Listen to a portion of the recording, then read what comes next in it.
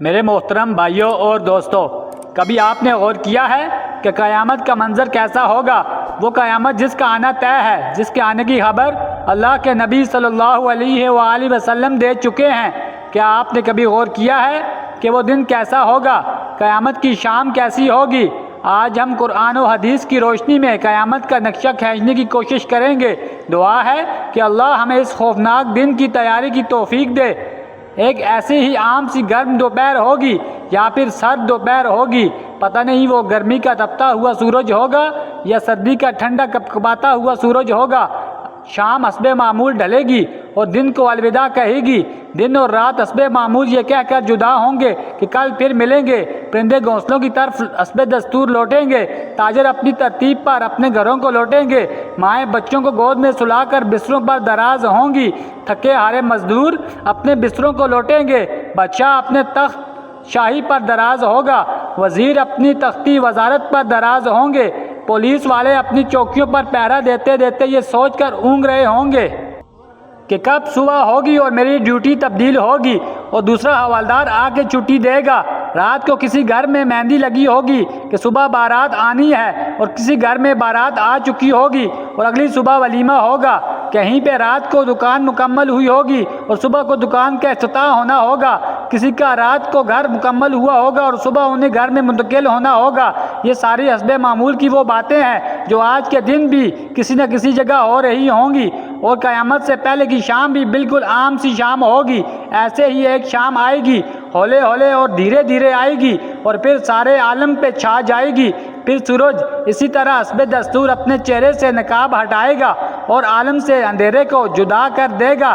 کوے آنکھیں کھولیں گے، مرغ اذان دیں گے، بلبل کا نغمہ ہوگا، کوئل کی کوں کوں ہوگی، چڑیوں کی چہچہاہٹ ہوگی، جھرنے اسی طرح اپنے پانی کے ساتھ بہہ رہے ہوں گے، دریاؤں میں طغیانی حسب دستور ہوگی، سمندر میں موجوں کی اٹکیلیاں حسب دستور ہوں گی، سبزی لینے والے صبح صبح سبزی منڈی کو جا رہے ہوں گے اور کام کاج والے گاڑیوں کے اڈے کی طرف جا رہے ہوں گے، ڈرائیور اپنی گاڑیاں ٹھیک کر رہے ہوں گے، مائیں بچوں کو اسکول کے لیے تیار کر رہی ہوں گی، کوئی مکھن کا پیڑا نکال رہی ہوگی تو کوئی ڈبل روٹی پہ مکھن لگا رہی ہوگی اور کوئی پراٹھا توے پہ ڈالنے جا رہی ہوگی۔ حالی نے ہل کھیت میں ڈال دیا ہے، دکاندار نے دکان کھول لی ہے، گاہک نے آگے قدم رکھا تو دکاندار نے مرحبا کہا، 10 میٹر کپڑا طے پایا، اس نے کپڑا ناپا اور کاٹنے کے لیے کینچی ڈالی۔ ادھر دکاندار کینچی چلا رہا ہے، ادھر گاہک پیسے گن رہا ہے اور ادھر کاشتکار کا ہاتھ ہوا میں بلند بیج بکھیرنے کو ہے۔ ادھر دلہن کے لیے اس کی بہنیں اور سہیلیاں آئی بیٹھی ہیں، ادھر باراتی آئے بیٹھے ہیں۔ لوگ انتظار کر رہے ہیں کہ کب بارات آئے گی، کب باجا بجے گا اور کب دولہا آئے گا۔ ایسا ہی ایک عام دن ہوگا اور حسب معمول کے کام جاری ہوں گے، حسب دستور دنیاوی معاملات بھی جاری ہوں گے، اور اچانک سے ایک ہیبتناک آواز آئے گی۔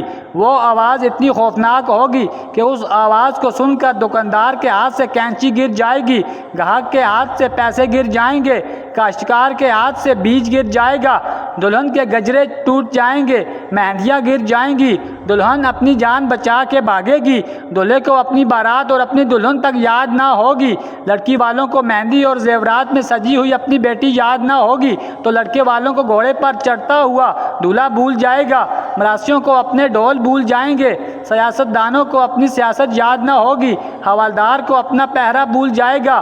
وہ خوفناک آواز پورے جہان کا کلیجہ چیر دے گی۔ انسان کا کلیجہ تو ہے ہی چھوٹا، قرآن کے مطابق وہ آواز اتنی ہیبتناک ہوگی کہ اس آواز کو سن کر زمین و آسمان کے کلیجے پھٹ جائیں گے، پہاڑوں کے بہتے ہوئے چشمے خشک ہو جائیں گے، ماؤں کے ہاتھوں سے وہ نوالے گر جائیں گے جو وہ اپنے بچوں کو کھلا رہی ہوں گی۔ وہ ماں جو چند لمحے پہلے اپنے بچے کو اپنی چھاتی سے دودھ پلا رہی تھی اور میرا چاند کہہ کر اپنے بچے کا ماتھا اور گال چوم رہی تھی، وہی ماں اپنے بچے کو ایک ٹوکری کی طرح ہوا میں اچھال دے گی کہ یہ مرتا ہے تو مرے، میری جان بچ جائے۔ لیکن آج بچے تو کون بچے، اللہ کے سوا آج ہر شخص پر اتنا خوف طاری ہے کہ اس کے بچوں کی پکار اسے سنائی نہیں دے رہی۔ آج دھرتی پر مسلمان کوئی نہیں ہوگا۔ جی اللہ کا شکر ہے کہ قیامت صرف کافروں کے لیے ہے، مسلمان کوئی نہیں ہوگا۔ اس دن انسان اپنے ہاتھوں سے بنے ہوئے گھروں کو گرتا دیکھے گا، संगे मरमर की ईंटों को उतरता देखेगा, अपने तख्त के पुर्जे पुर्जे होता देखेगा, अपने असलहे को बिखरता देखेगा, जिस्म को साथ छोड़ता देखेगा। जब ये वक्त आएगा तो भाग ना सकेगा।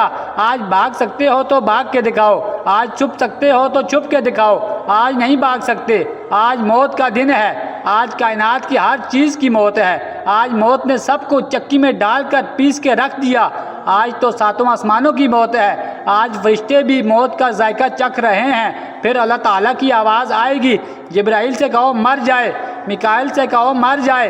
ये सुनकर अल्लाह का अर्श कांप उठेगा और कहेगा, या अल्लाह क्या जिब्राइल भी मर जाए, क्या मिकाइल भी मर जाए, या अल्लाह उनको तो बचाएं, उनको तो बख्श दें। अल्लाह ताला फरमाएंगे, खामोश, आज मेरे अर्श के नीचे कोई नहीं बच सकता। ये देखो कोई आंख है तो देखे अल्लाह की बेनियाजी को।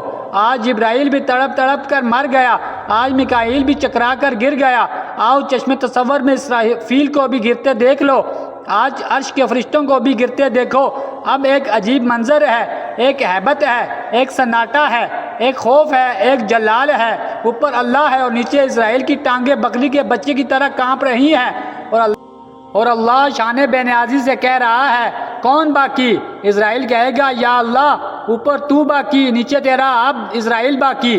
तो अल्लाह की हैबतनाक आवाज़ आएगी कि तू भी मर जा मेरे इसी अमर के साथ जिस अमर से मैंने तुझे पैदा किया। अल्लाहु अकबर।